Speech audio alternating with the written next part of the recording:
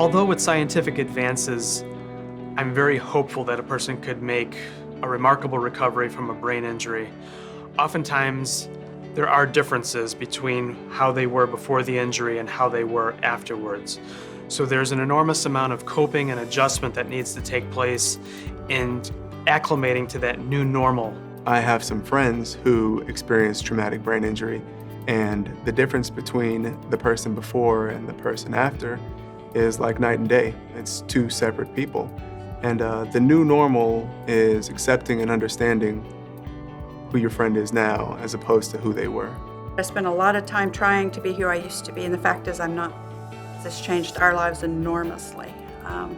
The kids have had to adapt, and Joel's had to adapt, and everybody's done a good job, but it's cost. It's hard to learn. We've just started in the last month or so being able to, where George has been strong enough medically that we can take him back out into the community.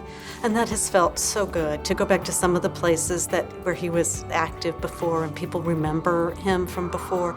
It helps the whole family kind of normalize this new weird situation that we're in.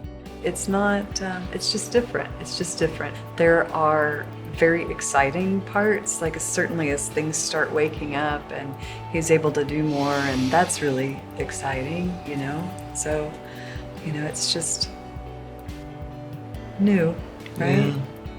There are a lot of new techniques that you can take advantage of, and a lot of these have to do with smartphone or computer apps that you can use. So for example, if you are having trouble remembering things, you can use like a note-taking app, whether it's like written or like a dictation kind of thing. You can also use like an online kind of shared calendar where you can share your appointments with your friends and family to make sure that you're always in communication about where you are. Kind of down a little bit of a different path. There are like a lot of new therapies, aqua therapy, horse and animal therapy, massage therapy, acupuncture, a lot of things like that that are really designed to be something